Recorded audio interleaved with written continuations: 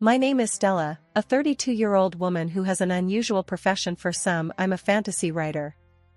I'm not the kind of writer who's got their name plastered on billboards or anything, but I've got a solid group of readers who wait eagerly for my next book. I'm no J.K. Rowling or Stephen King, but I've carved out my own little corner in the world of fantasy literature. I've always been ambitious, always looking forward. I've never been one to settle for less, and I've worked hard to get where I am. Writing is my passion, my calling. It's what I was meant to do. There's something magical about creating new worlds, about bringing characters to life. It's hard work, but it's worth it. My husband, Mark, is a trader. He's not one of those Wall Street guys, but he works for a reputable trading company. He's good at what he does, and he's proud of it. We've built a comfortable life together. We're not rich, but we have everything we need. Mark is a practical man, always grounded in reality. He's the kind of guy who prefers numbers and facts over fantasies and dreams. He's always been supportive of my writing, but I don't think he's ever fully understood it. Lately, he's been distant, more interested in his phone than in me. I've tried to talk to him about it, but he just brushes me off. Then there's my sister, Lily. She's 22, a whole decade younger than me, and she's still in college. Lily is studying to be a psychologist.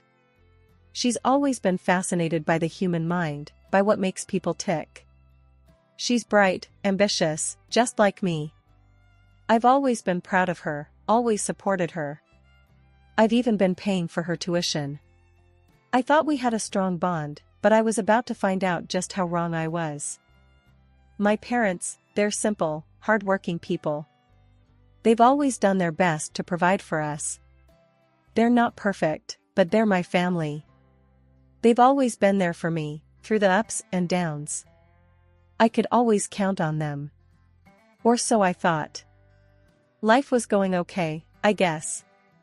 I was busy working on my next book, juggling household chores, and trying to keep my marriage from falling apart. I was stressed, sure, but I thought it was just a phase, something we'd get through. Mark and I began to move away from each other. Each day was the same. He'd return from work, tired and irritable, his briefcase slapping against the wooden floor as he tossed it aside. His fingers would dance over his phone screen, a silent orchestra playing a tune only he could hear. Our conversations had been replaced by the dull hum of the television and the rhythmic tap of his thumb on the phone screen. "Mark, could you lend a hand with the dishes?" I asked one evening, my voice echoing in the kitchen. My fingers were pruned from washing and my back ached from hunching over the sink. My day had been consumed by crafting fantastical worlds, my mind teetering on the edge of reality and imagination. "In a bit, Stella," he replied, his eyes never leaving the glowing screen. His voice was distant, as if he was in another world, a world where I didn't exist. "But I've been working all day too," I protested. My words fell on deaf ears. His attention was elsewhere, swallowed by the digital vortex in his hands. Our conversations, once filled with laughter and shared dreams, had morphed into verbal duels. "You just don't understand, Stella." Mark would snap, his face contorting into a mask of frustration. His knuckles would turn white as he gripped his phone, his anger palpable. I'd stand there, rooted to the spot, my heart pounding in my chest. This wasn't the man I had fallen in love with. One evening, after a particularly grueling day of weaving tales and meeting deadlines, I found myself in the kitchen, stirring a pot of spaghetti. A wave of dizziness washed over me, the room tilting on its axis. I clung to the countertop, my knuckles turning white. "Mark," I called, my voice barely a whisper. I felt weak, my body betraying me. Silence. I turned, my vision blurring at the edges. He was there, on the couch, his phone, his constant companion, in his hand. Anger, hot and potent, welled up inside me. I was tired, I was unwell, and I felt alone in a house that was supposed to be a home.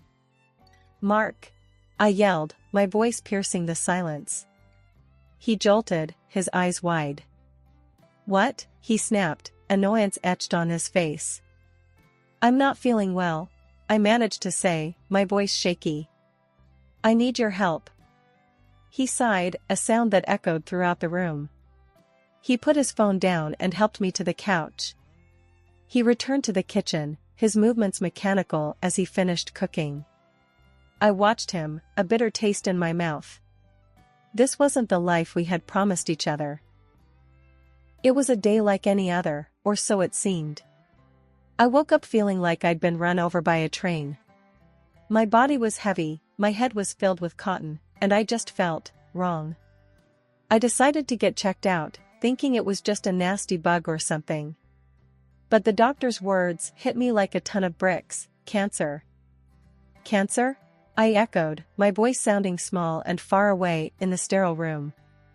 I felt the world tilt on its axis, my mind struggling to comprehend the news. "Yes, Stella," the doctor said, his voice steady, his face a mask of professional sympathy. "We need to get you started on treatment right away." I was admitted to the hospital that same day. My world, which had already been shaky, was thrown into complete chaos. I was terrified, I was angry, and I felt so incredibly alone. Mark showed up at the hospital after work. He was agitated, tense, and there was something else about him that I couldn't recognize. "Maybe waiting?" "Stella," he stammered, his voice choked with emotion. I don't know what to say." I looked at him, really looked at him, for the first time in a long time. He was here, with me, and in that moment, I realized that we were in this together, for better or for worse. I didn't know then that my sense of hope was false. The days blurred into weeks. I started treatment, and it was brutal. I was always tired, always nauseous. But I was fighting. I was fighting for my life, for a chance to make things right. Mark was there, but he became different. He became fidgety, restless. He'd sit by my bed, tapping his foot incessantly, checking his phone every few minutes. He'd tell me stories to distract me from the pain, but his mind seemed to be elsewhere. I wish I could say that the diagnosis brought us closer, that it mended the cracks in our relationship, but it didn't. It just made everything more complicated, more difficult. My younger sister, Lily, had been making her rounds to the hospital. I'd like to think it was out of concern for me, but her visits quickly proved otherwise. One day, she plopped down in the visitor's chair, her eyes glued to her phone. Without looking up, she said, "You know my birthday's coming up, right?" "Yes, Lily," I responded, a bitter smile playing on my lips. "I haven't forgotten." "Well, I've been eyeing this designer bag," she continued, finally looking up to meet my gaze. Her eyes held an expectation that made my stomach churn. "I hope you got me something good." "Lily," I replied, my eyebrows knitting together in disbelief. "I'm in the hospital.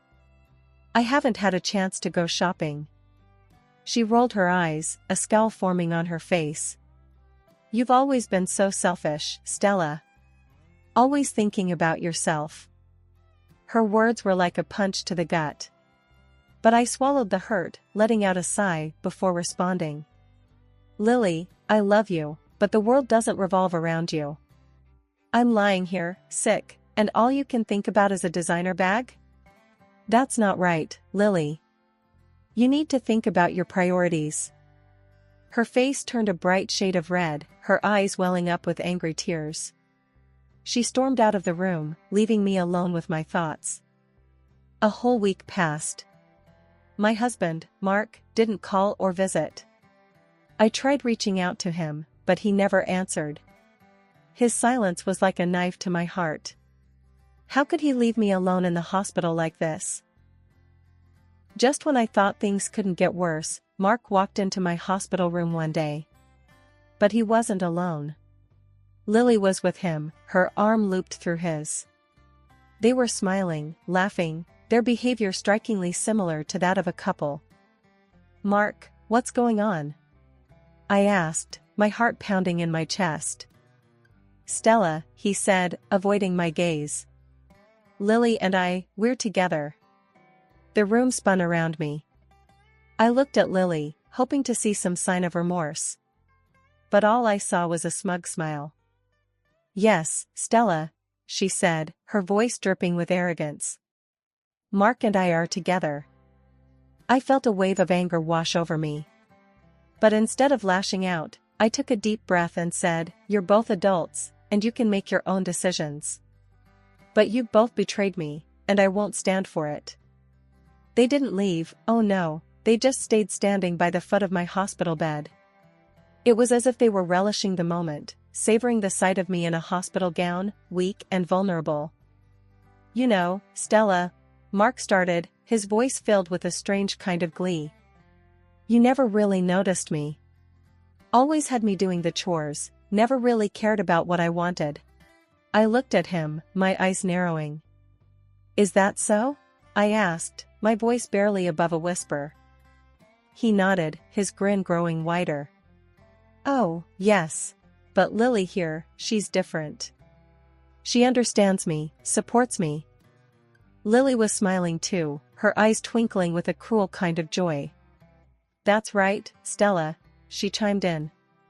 I'm not like you. I care about Mark. I felt a wave of anger wash over me, but I pushed it down. I wasn't going to give them the satisfaction of seeing me lose control. What do you want, Mark? I asked, my voice steady. He reached into his pocket and pulled out a set of papers. Divorce papers, he announced, tossing them onto my bed. I think it's time we ended this charade, don't you? I picked up the papers, my eyes scanning over the words. Divorce. So, this was it. This was the end. I reached for a pen and signed the papers, my hand steady.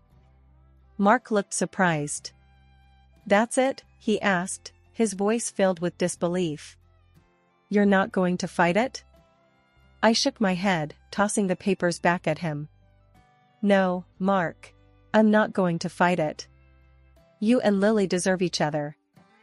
Lily let out a laugh, a cruel, mocking sound.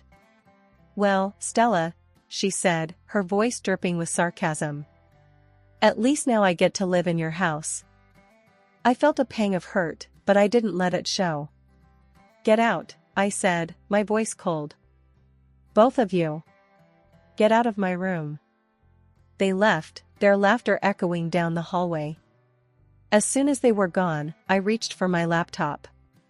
I logged into my bank account and canceled the tuition payment I had made for Lily's college. She wanted to betray me? Fine, but she wasn't going to do it on my dime. Next, I blocked our shared bank account. Mark had made it clear that he didn't want to be with me anymore. Fine, but he wasn't going to get access to my money. Finally, I called my lawyer. I need you to prepare the documents for the division of property, I said, my voice steady. Mark and I are getting a divorce. My lawyer was silent for a moment, but then he said, I'm sorry to hear that, Stella. I'll get everything ready as soon as possible. As I hung up the phone, I felt a strange sense of relief wash over me. I was free. Free from Mark, free from Lily, free from their betrayal. It was a bitter kind of freedom, but it was freedom nonetheless. But I wasn't going to let them break me. I was stronger than that. I knew then that I had to focus on my recovery, not just for my sake, but to show them that I was more than just a sick woman lying in a hospital bed. I was Stella, and I was a fighter. The hospital room was a whirlwind of activity. Doctors and nurses bustled about, their voices a constant hum in the background. Machines beeped and whirred, their noises a stark reminder of the battle I was fighting. A battle against a disease that was as relentless as it was ruthless. In the midst of all this chaos, my phone rang. The caller ID showed my parents' number. I hesitated for a moment before answering. Hello? I said, my voice barely above a whisper. Stella, my mother's voice came through the phone. We heard about the divorce. And about Lily. I sighed, closing my eyes. Of course they had heard. News like that traveled fast. "What do you want, Mom?" I asked, my voice tired. We were wondering," she started, her voice hesitant. "Are you still going to pay for Lily's education?" I laughed, a bitter, hollow sound. "No, Mom," I said, my voice cold. "I'm not going to pay for the education of the sister who stole my husband." There was silence on the other end of the line. Then, my father's voice came through. "Stella, you can't be serious," he said, his voice filled with disbelief. "You can't just stop paying for her education." "I can, and I have," I replied, my voice steady. "I've already cancelled the transfer."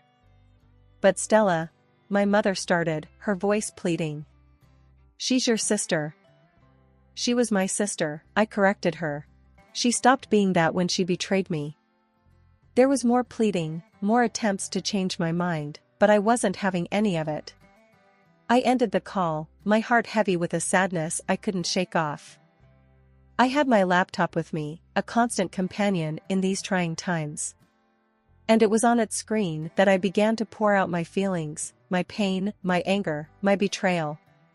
Every word I typed was a testament to the storm raging within me, a tangible manifestation of the hurt I was feeling.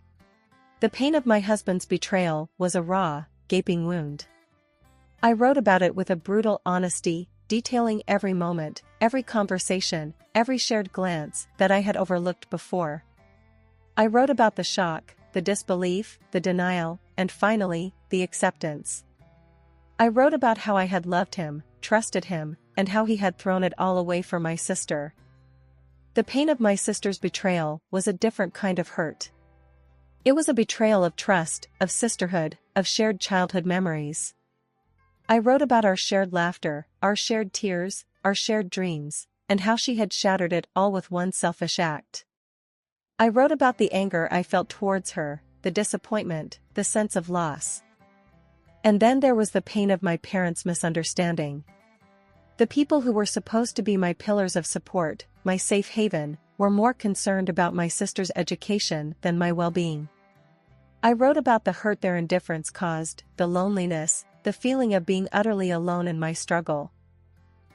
Every word I typed was a catharsis, a release of the pent-up emotions threatening to drown me. I wrote about my pain, my anger, my betrayal, but I also wrote about my determination, my resilience, my will to fight. I wrote about the woman I was, the woman I had become, and the woman I aspired to be. In the midst of my darkest hour, I found my voice. I found a way to channel my pain into something creative, something powerful. I was no longer just a woman battling a deadly disease. I was a woman with a story to tell, a story of betrayal and resilience, of pain and strength. And so, I wrote. I wrote until my fingers ached, until my eyes grew heavy with fatigue. I wrote until the words stopped coming, until I had poured out every last bit of my heart onto the pages of my book. As I closed my laptop, a sense of calm washed over me. I had done it. The sterile silence of the hospital room was shattered when the door burst open. In stormed Mark and Lily, their faces twisted into masks of rage and disbelief. Their appearance was a stark contrast to the clinical white of the room, a violent disruption to the quiet hum of the machines monitoring my vitals. "What the hell, Stella?" Mark's voice echoed in the room, his words hanging in the air like a toxic cloud. He was waving a piece of paper in his hand, a bank statement that showed the halted payments for Lily's tuition. I looked at him, my eyes cold and unyielding. "It's a bank statement, Mark," I replied, my voice steady, even as my heart pounded in my chest. "You're a smart man. You can figure out what it means." His face reddened, his jaw clenching in anger. "You stopped the payments for Lily's tuition," he accused, his voice filled with outrage. "You can't do that." The sound of my laughter cut through the tension in the room. It was a harsh, bitter sound, devoid of any real humor. "I think you'll find that I can," I retorted, a smirk playing on my lips. "And I have. You two will have to sort out your own finances now." Lily, who had been standing silently by Mark's side, finally found her voice. "Stella, I need that money," she pleaded, her eyes wide with desperation. "I can't finish my degree without it." I turned my gaze to her, my eyes hard. "Well, Lily," I replied, my voice icy, "you should have thought about that before you decided to betray me. Actions have consequences." Mark was fuming now, his fists clenched at his sides. "You can't do this to us, Stella," he growled, his voice low and threatening. I raised an eyebrow, unfazed by his anger.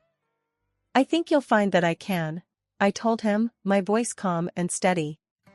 "And just so you know, I'm selling our house. So, I suggest you start looking for a new place to live." The room fell into stunned silence, the only sound being the steady beep of the heart monitor. Mark and Lily stood there, their faces a picture of shock and disbelief. The reality of their situation was finally sinking in. Without another word, they turned and left, their footsteps echoing down the hospital corridor. The door closed behind them with a soft click, restoring the room to its previous silence. As I settled back into the hospital bed, a sense of relief washed over me. I had done it. I had stood up to them, stood up for myself. It was a small victory in the grand scheme of things, but it was a victory nonetheless. And as I closed my eyes, a small smile played on my lips. I was taking control of my life again, and it felt good. Months had passed since the confrontation with Mark and Lily. The bitterness of their betrayal had faded, replaced by a sense of peace and contentment I hadn't felt in a long time. I was cancer-free, the disease that had once threatened to take everything away from me now just a distant memory. I sat in my new house, a quaint little place that I had bought with the profits from my book. It wasn't as grand as the house I had shared with Mark, but it was mine. Every inch of it was a testament to my survival, my victory. My book, a tell-all about my journey, was a hit. People loved it, and the royalties were rolling in. I had even been featured on a couple of talk shows, sharing my story with the world.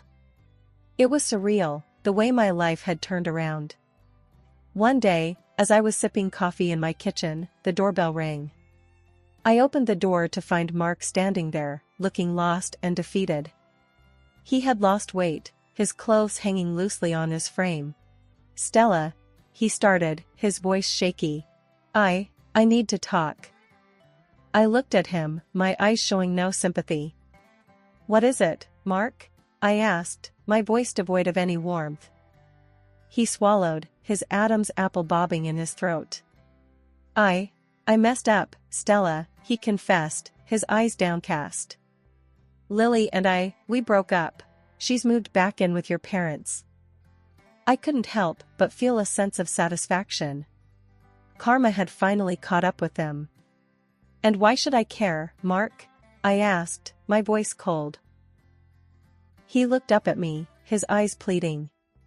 I just wanted to apologize, Stella," he said, his voice barely above a whisper. I'm sorry." I stared at him for a moment, taking in the sight of the man who had once meant the world to me. He was a shadow of his former self, broken and defeated, but I felt no pity for him. "Your apology means nothing to me, Mark," I told him, my voice firm. "You made your bed, now lie in it." With that, I closed the door in his face, leaving him standing on the porch. I returned to my kitchen, my coffee now cold. But I didn't care. The sweet taste of victory was far more satisfying. As I sat there, sipping my cold coffee, I couldn't help but smile. I had come out on top, stronger and happier than ever. I had survived the betrayal, the disease, and come out the other side a better person. I had tasted victory, and it was sweet. I had won. And as I looked around my new house, my new life, I knew that I had finally found my peace. I was content, happy. And for the first time in a long time, I was truly free. And so, my story ends here. Not with a bang, but with a quiet sense of satisfaction. A victory not just over my disease, but but over the people who had tried to bring me down. A victory that was all the more sweet because it was mine, and mine alone. I had won. And the sweet taste of victory was all I needed.